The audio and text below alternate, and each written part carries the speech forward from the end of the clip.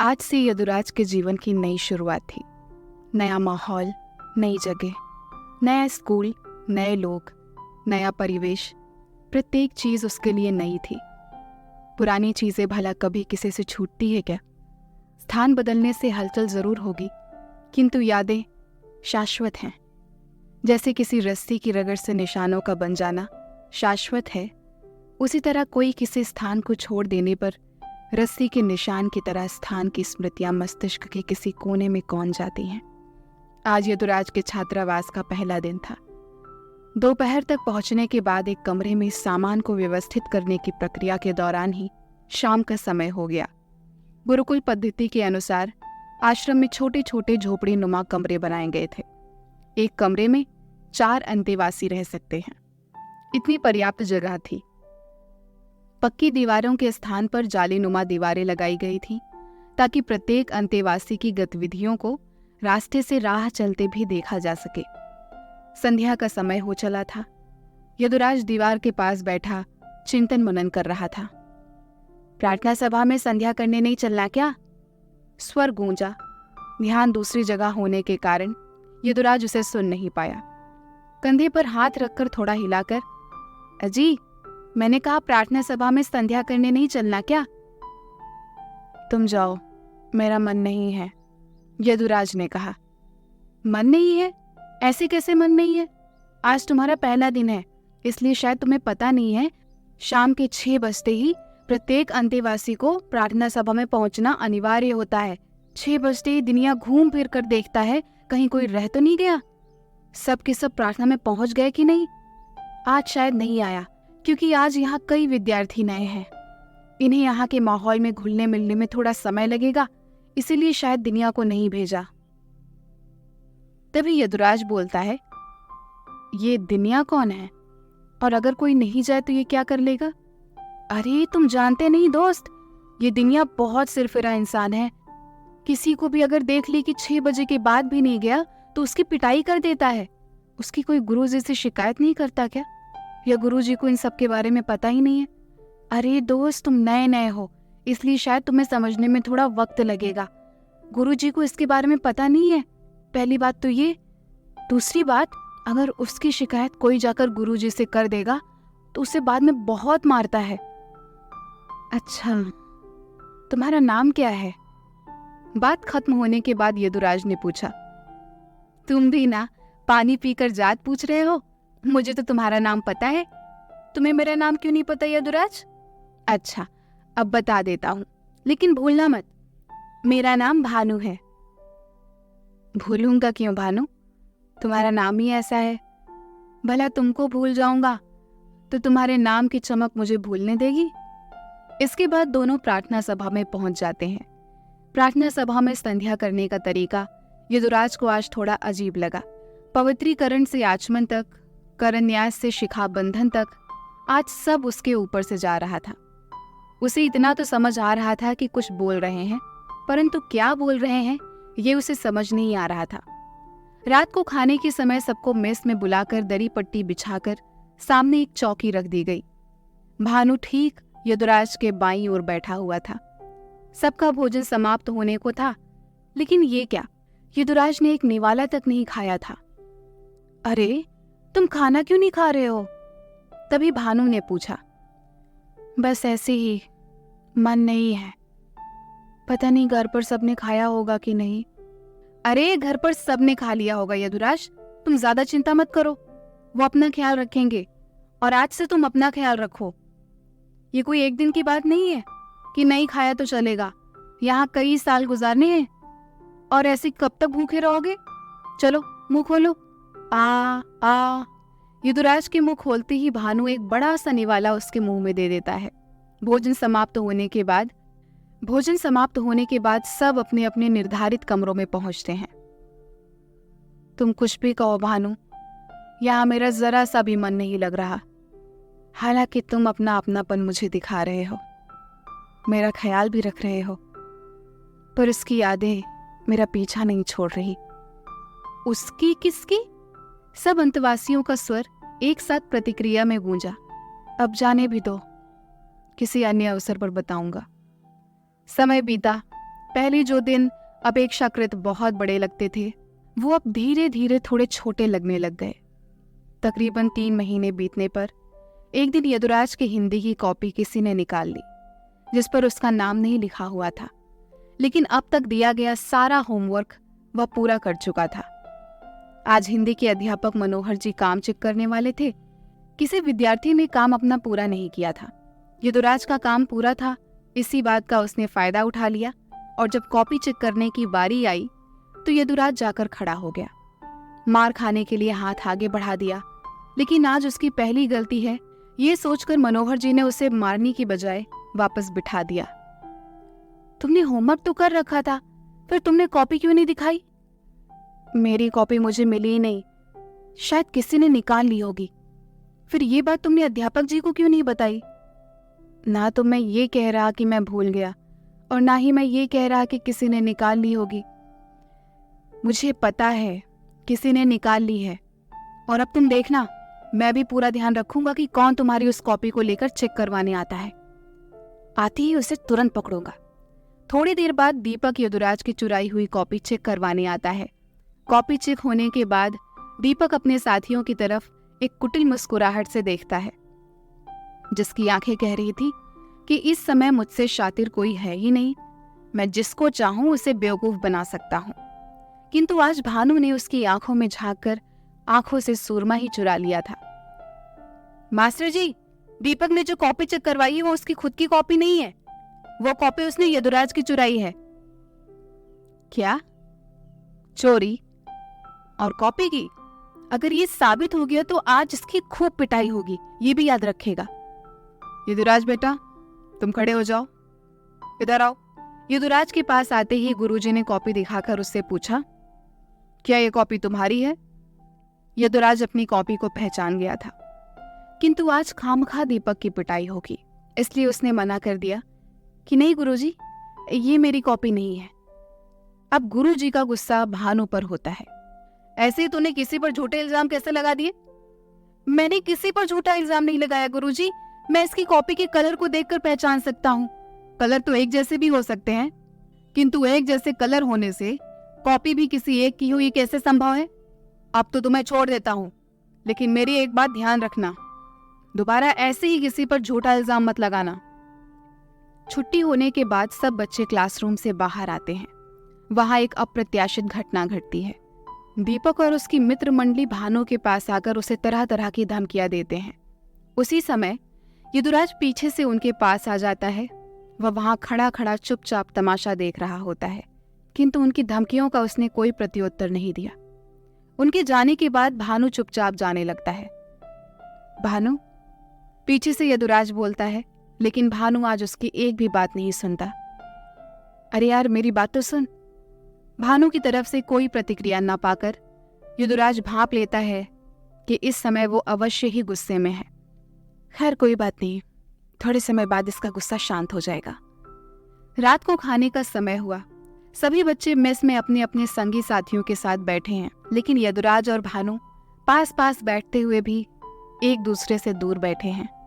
सबका भोजन समाप्त होने को था, लेकिन यदुराज ने एक निवाला तक नहीं तोड़ा।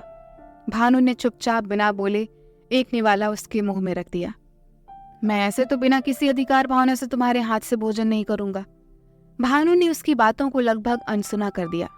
मैं कुछ कह रहा हूं और तुम बहरे बने बैठे हो। मैं कह रहा हूं बिना किसी अधिकार भावना से मैं तुम्हारे हाथ से भोजन नहीं कर सकता भाई। हर जगह अधिकार भावना नहीं होती, कुछ जगह मानवीयता भी होती है, जो तुम उन पर भी दिखाते हो जो उसके लायक भी नहीं होते। अरे ऐसा मैंने क्या कर दिया? जब तुम्हारी कॉपी उस दीपक और उसके साथियों ने चुराई तो तुम्हें गुरुजी को बताना चाहिए था ना कि होमवर्क तो मैंने कर रखा है, लेकिन कॉपी किसी ने चुरा ली। जब मैंने दीपक के पास तुम्हारी कॉपी को पहचान लिया और मैंने गुरुजी से उसकी शिकायत की, तुम्हें सच का साथ देकर कॉपी तुम्हारी है ये कबूल करना चाहिए था। मुझे तो बिना मतलब के डांट पड़ी। मेरे सच बोलने का मुझे यही नाम मिला। यार, कॉपी तो मैंने पहचान ही लिया था, लेकिन अगर मैं गुरुजी से शिकायत कर देता तो वो पीटा जाता और मेरे बारे में न जाने क्या क्या उल्टी सीधी बातें सोचता। ओह, तो जनाब ने बहुत महान काम किया है। मुझे लगता है तुम्हारी आरती उतारनी चाहिए। तुम्हारी समस्या ये है कि दूसरा तुम्हारे बारे में कुछ गलत ना सोचे। अब तुम क्या सोच रहे हो कि वो तुम्हारे बारे में गलत नहीं सोचेंगे, तुम्हें महान बताएंगे? जिसको तुम्हारे बारे में जो सोचना है वो सोचेगा ही, भले ही उसके साथ तुम लाख अच्छाई कर दो। और सच जानकर गुनाह पर पर्दा डालने वाला भी उतना ही गुनाहगार होता है जितना गुनाह करने वाला। ठीक है भाई, अब दादाजी मत बन। जब तक तुम पलट कर जवाब देना नहीं सीखोगे तब तक तो मैं दादाजी ही बनता रहूंगा। दोनों एक साथ हंस देते हैं। धीरे धीरे अंतवासियों को और सुदृढ़ बनाने के लिए उनसे कार्य ज्यादा करवाया जाने लगा। सुबह 4 बजे पहली सीटी के साथ उठना, अपनी दैनिक क्रियाओं से निवृत्त होकर ग्राउंड में पहुंचना, उसके बाद तकरीबन 1 कोस दौड़ना। दौड़ते दौड़ते शरीर पसीने से तर हो जाया करता था। उसके बाद विभिन्न प्रकार के योग और व्यायाम, सूर्य नमस्कार आदि। इसी क्रम में सुबह के 7 बज जाया करते थे। अगला चरण प्रार्थना सभा में प्रभात संध्या के साथ मधुसूदन पंडित जी का ज्ञान और धर्म से भरा हुआ 1 घंटे का व्याख्यान, जो कदाचित कुछ एक विद्यार्थियों को उबाऊ भी लगता था। शुरुआत में तो कक्षा के कुछ कामचोर छात्र इधर उधर होकर बालकनियों में छिपकर जैसे तैसे वक्त को गुजार लेते थे और प्रार्थना समाप्त होने पर आते छात्रों के साथ मिलकर नाश्ता करने के लिए मेस में चले जाया करते थे, ताकि उनकी चोरी कभी पकड़ी न जाए।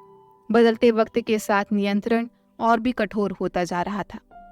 ग्राउंड से लेकर प्रार्थना सभा तक बच्चों के अलग अलग दल बनाकर एक दल नायक नियुक्त कर दिया गया, जिसकी जिम्मेदारी तय की गई कि वह अपने ग्रुप की सदस्य संख्या को संतुलित रखें। अगर एक भी अंतेवासी कम मिलता है तो इसकी सूचना दल नायक को दे।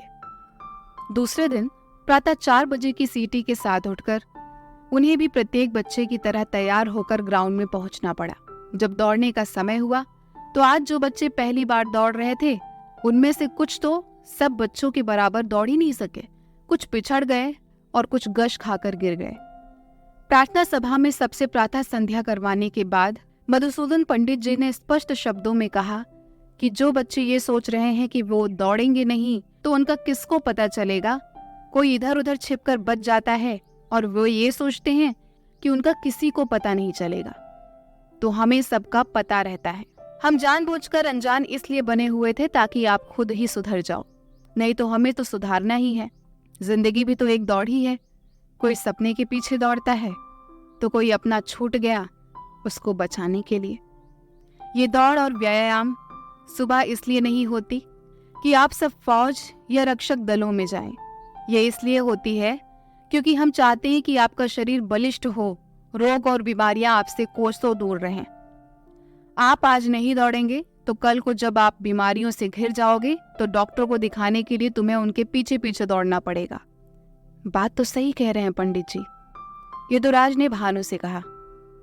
अब चाहे कुछ भी हो, मैं गिरूं या पीछे रहूं, मैं तो दौड़ूंगा। दूसरे दिन सुबह 4 बजे यदुराज और भानु तो सीटी बजने से पहले ही उठ गए थे। हाँ, उनके कमरे में घड़ी नहीं लगी हुई थी, इसलिए वो सुबह 4 बजने वाली सीटी का इंतजार कर रहे थे। सुबह 4 बजते ही सब साथियों के साथ निवृत्त होकर ग्राउंड में पहुंच चुके थे और एक सांस में 3 कोस दौड़कर प्रार्थना स्थल पहुंचे। पूरी मनोवृत्ति से भाग लिया, क्योंकि वो तो आज नहीं तो कल उन्हें स्वीकार करना ही था। जितनी जल्दी मन से स्वीकार करते उतना ही उन्हें उसका फायदा होता। भानु, सुन रहे हो? आज तो पैर जकड़ रहे हैं, जवाब ही नहीं दे रहे। कैसे पार पड़ेगी दादा? यदुराज ने भानु के हाथों से हल्का सा स्पर्श किया। भानु, जिसका ध्यान अभी तक मधुसूदन पंडित जी के व्याख्यान पर लगा हुआ था, किंतु यदुराज के हाथों का स्पर्श पाकर वह हल्का सा सजग होकर देखने लगा। दादा, मैं कह रहा था कि आज तो पैर शून्य हो गए हैं, ठीक से बैठा भी नहीं जा रहा। अरे तुम चिंता मत करो यदु, आज हमारा पहला दिन है ना, तो कुछ दिन तो ये दर्द करेंगे ही, लेकिन धीरे धीरे ये सामान्य हो जाएगा। कुछ दिनों बाद चौमासा यानी बरसात का मौसम शुरू होने वाला था। इस महीने में पढ़ाई का महत्व अक्सर बच्चों के लिए कम होकर नैसर्गिक मस्ती उनके लिए ज्यादा महत्वपूर्ण हो जाया करती है। आज आसमान श्यामल वर्ण का दिखाई दे रहा था, सो गुरुजी ने सब बच्चों से कह दिया कि अब आप अपने कमरे में जाकर विश्राम कर सकते हो। सब अंतेवासी अपने अपने निर्धारित कक्षों में जा रहे थे। बादल चारों तरफ उमड़ घुमड़ कर बलखा रहे थे। अचानक एक बादल को देखकर यदुराज बोला, भानु देख तो, बादलों में उसका अक्स दिखाई दे रहा है।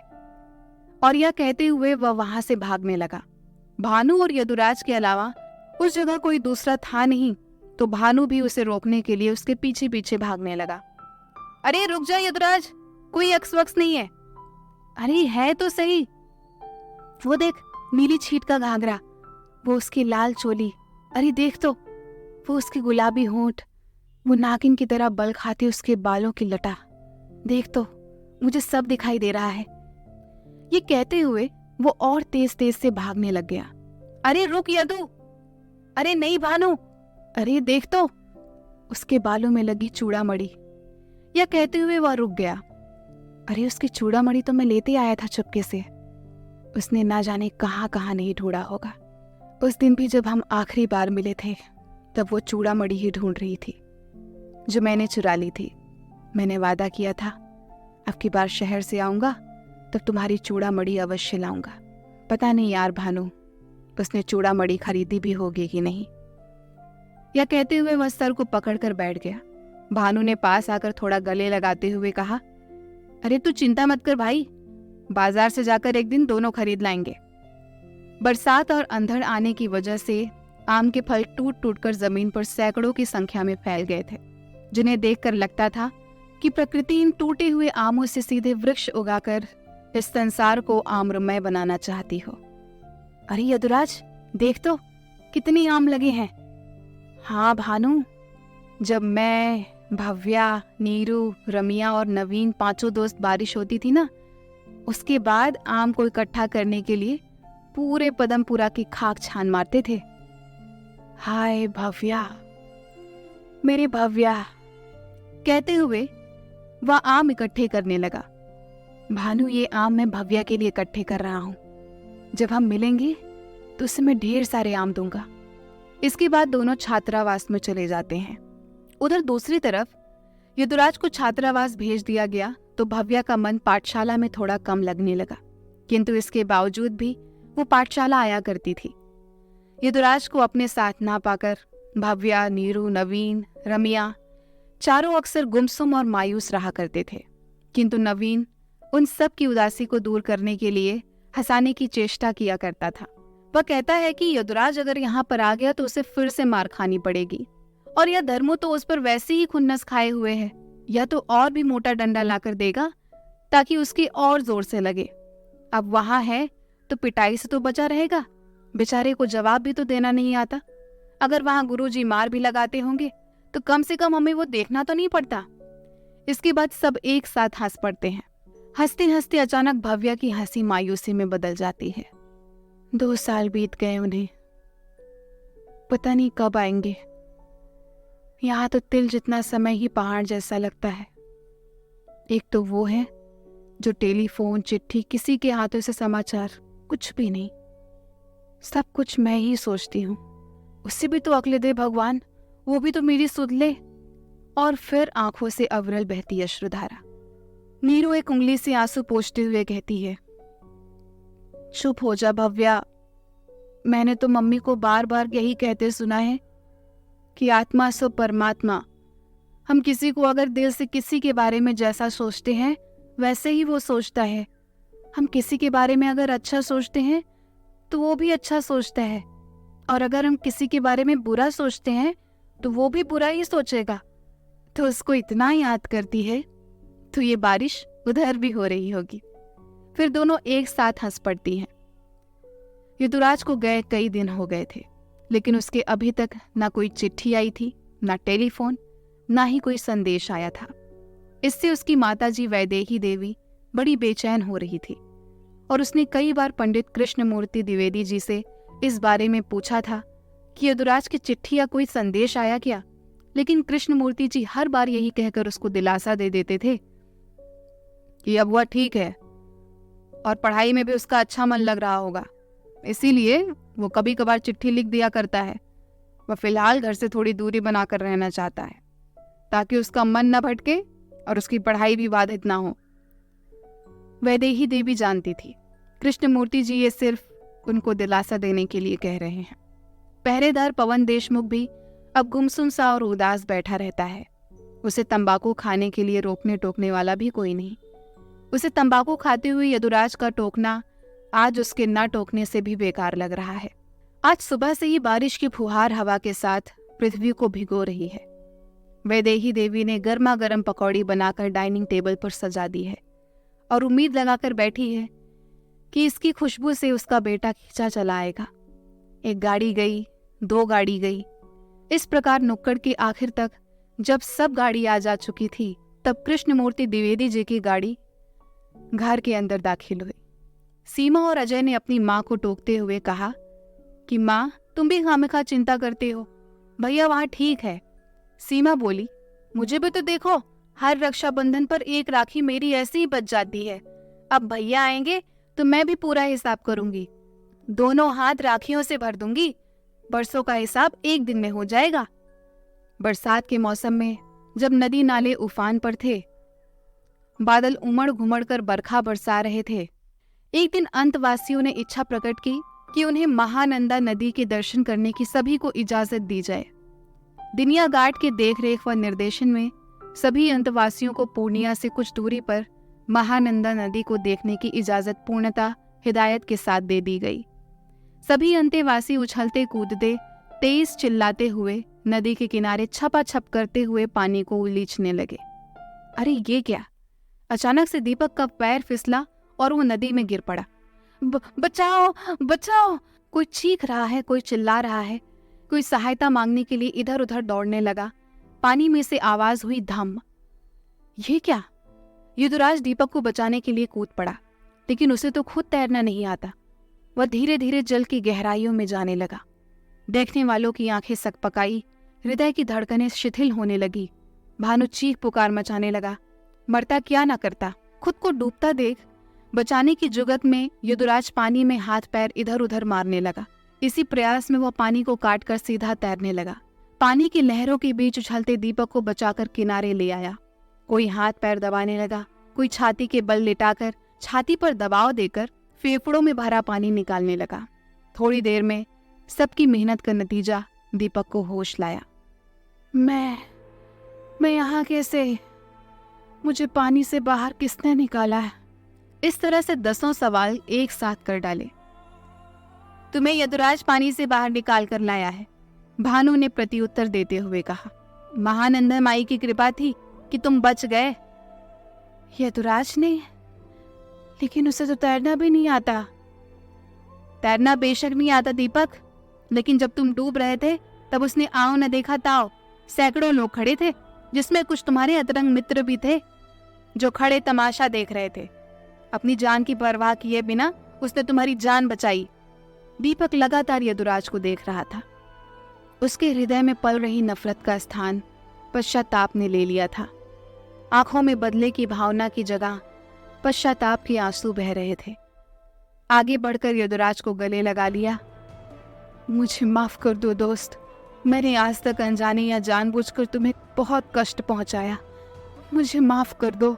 वर्षों की गिले शिकवे दूर हुए। 2 दुश्मनों ने आपस में एक दूसरे को गले लगाया। तुम तो सच में चुंबक हो दादा, भानु ने यदुराज को टोकते हुए कहा। सब एक साथ हंस पड़ते हैं। मधुसूदन पंडित जी ने अब रामायण और अध्यात्म की शिक्षा देना शुरू कर दिया था। वैदिक रचनाओं का गायन अब छात्रावास में गूंजने लग गया था। शास्त्र के साथ ही स्वावलंबी तथा आत्मरक्षा प्रशिक्षण के लिए तलवारबाजी, घुड़सवारी तथा तैराकी आदि का विशेष प्रशिक्षण दिया जाने लगा। एक निष्ठता तथा गुरु भक्ति के चलते यदुराज शास्त्र और शस्त्र में जल्द ही प्रशिक्षित हो गया। सब शास्त्रों में उसे रामायण सर्वाधिक पसंद थी। तुलसीदास कृत रामचरितमानस और वाल्मीकि रामायण की उसे एक एक चौपाई और एक एक श्लोक उसे कंठस्थ याद था। मर्यादा पुरुषोत्तम भगवान श्री राम उसका प्रिय पात्र था। अपने पिता की आज्ञा से निरपराध होकर भी पितृभक्ति निभाने के लिए 14 वर्षों का वनवास भोगने वाला वनवासी राम, जब राजा महाराजाओं में अनेकों विवाह करने का प्रचलन था, तब भी सीता जैसी पतिव्रता पत्नी के लिए रावण जैसे दुराचारी से भिड़ने वाला राम, वलकल पहनकर कंदमूल खाकर वानरों और भालुओं के सहयोग से समुद्र का दर्प चूर करके त्रिलोक विजेता दशानन को धूल चटाने वाला सन्यासी राम, राह को पुष्पों से सुवासित करके पथ निहारती सबरी के बेर खाकर भक्तों के वचन की रक्षा करके समाज में समता का संदेश देने वाला राम यदुराज का प्रिय पात्र व उसकी दृष्टि में प्रातः स्मरणीय प्रथम पूज्य पुरुष था। छात्रावास में अंतेवासियों का अंतिम वर्ष चल रहा था। कुछ समय पश्चात उनका समावर्तन संस्कार था। इसी बीच एक बुरी खबर आई। जिस जगह छात्रावास संचालित था वो मधुसूदन पंडित की पैतृक जगह नहीं थी। उस पर किसी प्रतिवादी ने दावा कर रखा था। उस केस में मधुसूदन पंडित हार गए। उन्हें आगामी 15 दिवस में छात्रावास की जगह को छोड़कर दूसरी जगह छात्रावास शिफ्ट करना था। पूर्णिया में रहते रहते मधुसूदन पंडित जी भी ऊब चुके थे, इसलिए उन्होंने काशी में रहने का फैसला किया। आनन फानन में ट्रेन से जाकर काशी में एक नया बनाया मकान देख लिया। हवेली थोड़ी पुरानी जरूर थी मगर महफूज थी। नया छात्रावास बनाने में समय लगता, इसलिए मधुसूदन पंडित जी ने 80 घाट के निकट उस हवेली को निश्चित करके आ गए। कुछ दिनों बाद सभी अंतेवासियों को ट्रेन से लेकर काशी पहुंचे। अब छात्रावास की दिशा और दशा बदलने से विद्यार्थियों का मानसिक स्तर भी बदल गया था। पहले जालीदार कमरे हुआ करते थे, अब उनकी जगह चारों तरफ दीवारों से युक्त कमरे ने ले लिया। पहले छात्रावास में अपेक्षाकृत बड़े स्नानागार होते थे, अब छात्रावास की नई जगह में स्नानागार नहीं था, अपितु गंगा नदी में ही गंगा घाट पर स्नान के लिए जाना होता था। काशी आने के बाद बंदिशें अंतेवासियों पर पूर्णिया की बजाय थोड़ी कम हो गई थी। गंगा घाट और 80 घाट के निकट तकरीबन 2 कोस का अंतराल था। पहले तो विद्यार्थियों को अकेले नहीं भेजा जाता था, उनके साथ प्रत्येक अवसर पर दिनिया गार्ड को भेजा जाता था। अब दिनिया गार्ड की हस्तक्षेप हर काम में थोड़ी कम करके उनको स्वतंत्र रूप से कार्य करने के लिए छूट दे दी गई। आज यदुराज और भानु दोनों सूर्योदय से पूर्व गंगा घाट पर स्नान के लिए निकले। गंगा घाट पर जगह जगह भारी भीड़ थी। सुबह वहां की दीप आरती सहज ही मन मोह रही थी। कदम कदम पर पंडों का जमावड़ा था। आइए जजमान, पूजा करवाइए, पितृऋण से मुक्ति के लिए तर्पण करवाइए, पिंडदान करवाइए, दीपदान कीजिए, पुण्य कमाइए, इत्यादि इत्यादि। भीड़ को चीरते हुए एक खाली सी जगह पाकर दोनों स्नान करने लगे। गंगा स्नान करने वालों की भीड़ के साथ साथ लोग अपने प्रियजनों का तर्पण करवाने भी आ रहे थे।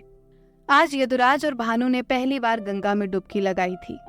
हर हर गंगे बोलते हुए दूसरी डुबकी लगाई। गंगा स्नान करने वाले कहीं पानी में नहीं डूब जाएं, इसकी सुविधार्थ जगह जगह लोहे की बेल और छड़ लगाई गई थी ताकि स्नानार्थी उनको पकड़कर स्नान कर सके। बेल की दूसरी तरफ जाने का मतलब था खतरा, जहां जल स्तर और अधिक गहरा था। दीवारों पर लिखी चेतावनी स्पष्ट शब्दों में देखी जा सकती थी। बार बार माइक में घोषणा की जा रही थी, यात्री कृपया गहरे पानी में न उतरें, स्नान के लिए बेल को पकड़कर रखें। सब नियमों और चेतावनियों की अनदेखी करके यदुराज गहरे पानी की तरफ चला गया। अरे उधर मत जा यदु। भानु जब तक पूरी बात बोलता तब तक तो वो जल में तैराकी के मजे ले रहा था। गंगा में घंटों भर तैरना यदुराज का पसंदीदा शौक बन गया था। प्रातः काल में सूर्योदय पूर्व आना, ठीक गंगा आरती के समय बजते शंख झालरों की आवाज इतना सुकून देती थी कि घंटे भर तैरने के दौरान भी समय का भान ही नहीं रहता था। एक दिन प्रातः काल में यदुराज और भानु जब स्नान को गए, तब जैसे ही यदुराज ने पानी में डुबकी लगाई तब अचानक से शंख झालरों की आवाज के बीच एक अलग ही प्रकार की आवाज महसूस की। यह आवाज किसी नूपुरों की आवाज थी। नजरें उठाकर ऊपर देखा तो एक 17 बरस की नौबाला सामने खड़ी थी। उसके काले बाल हवा की झोंकों से उड़कर चेहरे पर आ रहे थे। प्रतीत हो रहा था जैसे सावन के बादलों की घटा ने स्वच्छ आसमान को घेर कर श्यामल कर दिया हो। लंबा चौड़ा ललाट, मीन सदृश आंखें, लंबी तूरही नाक, गुलाब की खिली हुई 2 पंखड़ियों से दोनों होंठ, उनके बीच में चमकते सफेद दांत प्रतीत होते थे मानो सीप से सफेद मोती बाहर आने को आतुर हैं। गदराया हुआ तन, लंबी गर्दन, दूध की तरह धवल शरीर, उसे देखकर लगता था कि ना तो इतनी सुंदर, ना तो इंद्र की अमरावती की कोई अप्सरा और ना ही कुबेर की अलकापुरी की किसी यक्षिणी में ऐसी सौंदर्य देखा था। ब्रह्मा ने बस उसको बनाने वाली संपूर्ण मिट्टी ही उसके शरीर में लगाकर किसी और को बनाया ही नहीं हो, या फिर कहो तो कामदेव और रति ने संपूर्ण सौंदर्य का वर उन्हें ही देकर बाकी संसार को निरीह ही रख दिया होगा। कोई देखे तो देखता ही रह जाए। उसको लगातार देखते देखते न जाने कितना समय यदुराज को बीत गया। स्नान करके जब भानु ने मीत का ध्यान अन्यत्र पाया तो हाथ आंखों के आगे ले जाकर पूछा, कहाँ ध्यान है? दृष्टि में अवरोध आ जाने के कारण यदुराज की तंद्रा टूटी। कहीं ध्यान नहीं है। और फिर दोनों छात्रावास की तरफ चल दिए। दूसरे दिन प्रातः में ही यदुराज भानु के साथ गंगा स्नान को गया, लेकिन आज वह आनन फानन में ही डुबकी लगाकर पानी में खड़ा रहा। वह प्रतीक्षारत था कि वह नौबाला आज भी आएगी। इंतजार खत्म हुआ। थोड़ी देर बाद वह नौबाला भी गंगा स्नान को आई। तब तक गंगा घाट पर अपेक्षाकृत भीड़ थोड़ी ज्यादा हो गई थी। नौबाला जल में भीगकर अब पानी से बाहर निकलकर जाने को थी। यदुराज की तो उस सुंदरी से निगाहें ही नहीं हट रही थी। वह सुंदरी भी अपनी तीर कमानों का भरपूर इस्तेमाल करके उसे घायल करने में कोई कसर नहीं छोड़ रही थी। वह कभी सीधे देखती तो कभी तिरछी। जब यदुराज की निगाहें इधर उधर होती तो वो उसकी तरफ देखती, जब यदुराज उसकी तरफ देखता तो वो इधर उधर देखती। कभी देखकर मुस्कुराती तो कभी तिरछी नजरों से देखकर नजरें फेर लेती। सदियों से स्त्रियों के यही तो प्रबल हथियार रहे हैं, जिनसे वह बिना किसी तीर कमान के भी पुरुषों का शिकार करती आई हैं। जो काम तलवार की तेज धार नहीं कर पाती, वो काम एक स्त्री की तिरछी नजरें कर जाती हैं। तलवार की मार से आर्त व्यक्ति तो संभव भी है कि बच जाए, लेकिन एक नव यौवना की नयन कटारों से पीड़ित व्यक्ति संभव ही नहीं खुद को बचा सके। मैं इस सुंदरी की मोह के जाल में नहीं फंसूंगा। मैं अगर फंस गया तो बाकी पुरुषों की प्रवृत्ति में और मुझ में क्या अंतर रहेगा? नजरें उठाकर ऊपर देखा, तब तक वो नौबाला जा चुकी थी। नहीं, अरे नहीं, मैं इस तरह से तो किसी के आकर्षण में इतना विचलित नहीं हो सकता जो मुझे खुद को ही नहीं भान कि ये क्या हो रहा है। स्त्रियों का तो काम ही है पुरुषों को अपने मोहपाश में फंसाना। अब ये तो उनके खुद के विवेक पर निर्भर है कि वे खुद को कितना बचा पाते हैं। अभी यदुराज सोच ही रहा था कि इतने में भानु ने आकर विचारों में खलल डाला। चलना नहीं है क्या भाई? देख तो सूरज सर पर चढ़ाया है। दोनों छात्रावास में चले जाते हैं। दूसरे दिन प्रातःकाल एक लड़की जिसने लाल रंग की आस्तीन पहन रखी थी तथा लाल रंग के दुपट्टे से चेहरे को ढक रखा था, सीढ़ियों के पास आकर बैठ गई। वह गंगा स्नान करने आए लोगों में शायद किसी का इंतजार कर रही थी। जैसे ही यदुराज और भानु स्नान करने उतरे, वह उन्हें एकटक देखे जा रही थी। इसी दरमियान उनके साथ छात्रावास से आए हुए अन्य छात्रों से वह कुछ बातचीत करने में व्यस्त हो गई थी। बातचीत करने से देखने वालों को ऐसा लगता था कि मानो इनकी बरसों से जान पहचान हो। शायद वो कुछ पूछ रही थी। आज यदुराज की निगाहें चारों तरफ शायद किसी तलाश कर रही थी। बार बार पानी में गोते लगाना, फिर नजरें उठाकर देखना, आशातीत व्यक्ति के ना दिखाई पड़ने पर फिर गोते लगाना। इन सब के बीच एक बात थोड़ी अजीब हो रही थी। वो युवती एकटक होकर घटनाक्रम को देख रही थी। लाल दुपट्टे के बीच उसकी बड़ी बड़ी आंखें लग रही थी, जैसे इन्हें पहले कहीं देखा हो। काफी जोर देने पर भी याद नहीं आ रहा था, लेकिन वह नौबाला वही थी जो नित्य यदुराज को मिल जाया करती थी। लेकिन भानु और यदुराज दोनों ही इस बात से अनभिज्ञ थे। किसी को अपनी लत लगाकर कुछ समय के लिए विछोह कर लेना शायद शुरुआती दौर से ही प्रेम को प्रगाढ़ करने का माध्यम रहा हो। उसी माध्यम का प्रयोग वह युवती कर रही थी। गंगा स्नान के बाद कुर्ता पहनकर जब तक यदुराज गली के आखिरी छोर तक नहीं गया, तब तक वह युवती उसे देखती रही। आज छात्रावास में भानु के पापा उससे मिलने आए थे। सब छात्रों ने मिलकर उन्हें चारों तरफ से घेर रखा था। तरह तरह की प्रतिक्रियाएं हो रही थी। सब अपने अपने घर वालों की बातें सबसे साझा कर रहे थे। इस दरमियान किसी के घर वाले 5 बार मिलने आ चुके थे तो किसी के घर वाले 7 बार। केवल यदुराज के घर वाले ऐसे थे जो इन 7-8 वर्षों की अवधि के दौरान एक भी बार नहीं आए थे। ऐसा नहीं था कि उसे ये सब बातें महसूस नहीं होती थी कि जब सबके परिजन उससे इतनी बार मिलने आए और उसके परिजनों ने उसकी खोज खबर नहीं ली, परंतु वह अपना दुख भी बांटे तो किससे। ना चाहते हुए भी दिल का दर्द आंखों में स्पष्ट दिखाई देने लगा। भानु ने पहचान लिया, किंतु इस समय वो चुप रहा। शाम के समय जब प्रार्थना से निवृत्त हुए तब भानु ने पूछा, तुम्हारी आंखों में आंसू क्यों थे यदु? शुरू से लेकर अंत तक का सारा किस्सा एक सांस में कह दिया। माँ वैदेही देवी, पिता कृष्णमूर्ति, भव्या, नीरू और वो सब। तुम चिंता ना करो दादा, एक दिन सब अच्छा हो जाएगा। और वैसे भी छात्रावास में अब अपने दिन ही कितने बचे हैं। इसके बाद तुम्हारे गांव की वही सौंधी मिट्टी का आंगन और वही खुली हवा।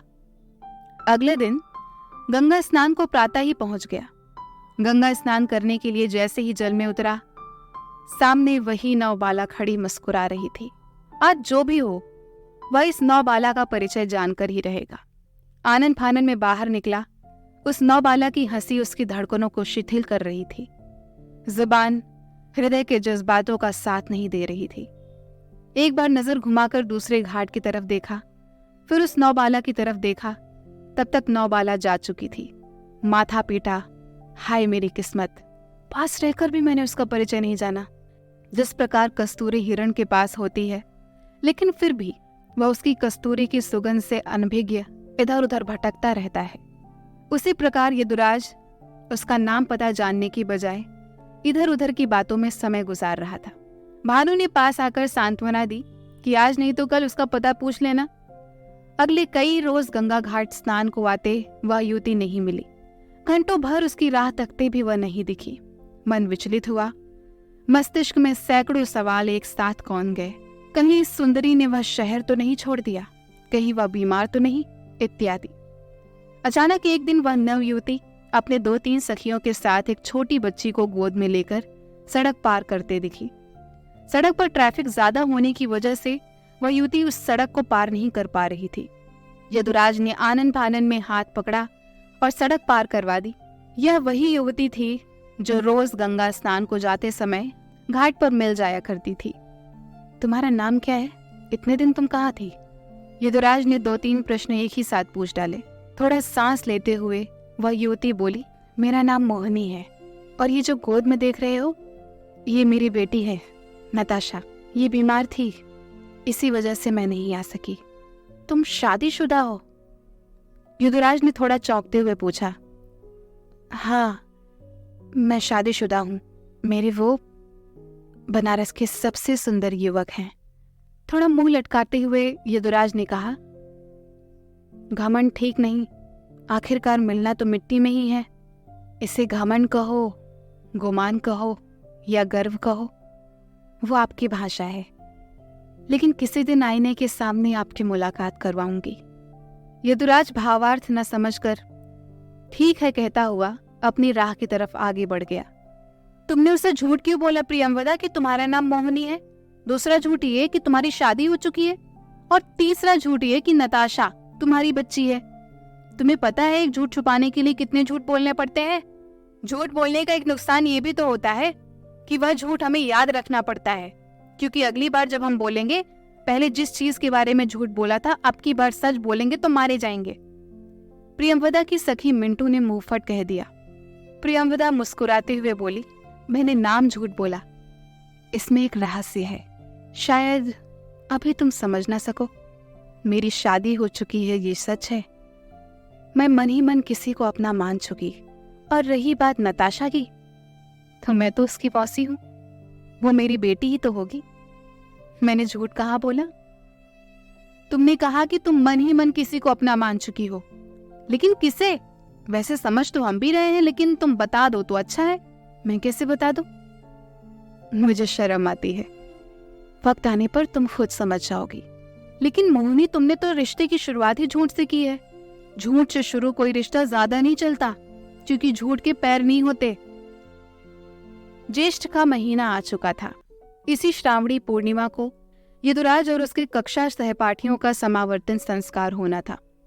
वातावरण में गर्मी के अलावा आसमान धूल भरी आंधियों से अटा रहता था। वातावरण में उमस ज्यादा रहने लगी थी। 80 घाट के किनारे भीड़ भाड़ ज्यादा होने से गर्मी की वजह से उकता जाते थे। इस कारण मधुसूदन पंडित जी ने सभी को दिन में भी थोड़ा गंगा घाट किनारे घूमने की छूट दे रखी थी। काशी विश्वनाथ के दर्शन और पिंडदान करने वाले भक्तों और यात्रियों के कारण वहां भीड़ का जमावड़ा रहता था। सर्पीली वेग से चलती गंगा की लहरें किसी के भी व्यथित मन को शांत करने के लिए श्रेष्ठ औषधि थी। यहाँ आकर सुकून मिलता था, मानो वर्षों से प्यासे मरुस्थल में भटकते राहगीर को जल का स्रोत मिल गया हो। अगले रोज गंगा घाट पर स्नान के दौरान मोहिनी और मिंटू ने यदुराज के दोस्तों भानु, दीपक, गोपाल इत्यादि को बातों में लगा रखा था। शायद वो उनसे कुछ जानकारी हासिल कर रही थी। तभी यदुराज भी भानु के बगल में आकर बैठ जाता है। तुम्हारा घर कहाँ है मोहिनी? यदुराज ने पूछा। तुम्हारा दिल ही तो मेरा घर है यदुराज। मेरी कोई चीज अब मेरी नहीं रही, वो तुमसे मिलकर तुम्हारी हो गई। जैसे नदी का पानी सागर से मिलकर नदी का पानी नहीं रहता, वह सागर में हो जाता है, ऐसे ही मेरा सर्वस्व तो तुमने चुरा लिया है। मोहिनी, जिसे तुम प्रेम समझ रही हो वो प्रेम नहीं है, वो चेहरे का आकर्षण है। अभी तुमने जाना ही कितना है मेरे बारे में? ये नहीं हो सकता मोहिनी, तुमने बिना कुछ जाने कुछ ज्यादा ही ख्वाब नहीं देख रखे। ख्वाब नहीं देख रखे यदु, मैं जानती हूँ ये सच होंगे। मैं ये भी जानती हूँ इस समय तुम्हारे हृदय में कौन है, लेकिन कब तक? जैसे आज मेरे रोम रोम में तुम्हारा कब्जा है, मेरी सांसों का तार तार तुम्हें पुकारता है, हृदय में धड़कन की जगह तुम धड़कते हो। जितनी बार तो मैं दिन भर में सांसें नहीं लेती, उतनी बार तुम्हें याद करती हूँ यदु। तुम्हारा कहना ठीक है मोहिनी, तुम अपनी जगह भी ठीक हो, लेकिन इस जन्म में मैं कम से कम किसी और का ऋणी हूं। जब तक मैं उरुण ना हो जाऊं तब तक किसी के बारे में सोचना मेरे लिए गुनाह है। पाप पुण्य इन सब को मैं नहीं जानती यदु। मैं तो तुम्हारी चरणानुरागिनी होना चाहती हूँ। क्या इतनी सी भी जगह नहीं है क्या? फिलहाल मैं आपके किसी भी प्रश्न का जवाब देने के लिए असमर्थ हूँ मोहिनी। विदा चाहता हूँ, छात्रावास भी जाना है। जाते जाते एक बात तो सुनते जाओ यदु। अगर तुम्हारी अर्धांगिनी बनने का सौभाग्य मिला तो मैं मानूंगी कि ईश्वर प्रेम तपस्या को संपूर्ण करके उसका फल अवश्य देता है। अन्यथा सब किताबी बातें हैं। मैं तुम्हारा इंतजार करूंगी। छात्रावास में वो सब बातें उसके जहन से निकल नहीं पा रही थी।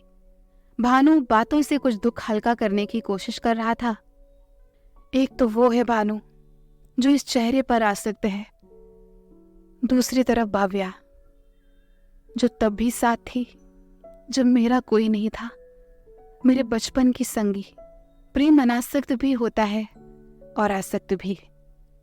प्रेम में आकर्षण भी होता है और विकर्षण भी।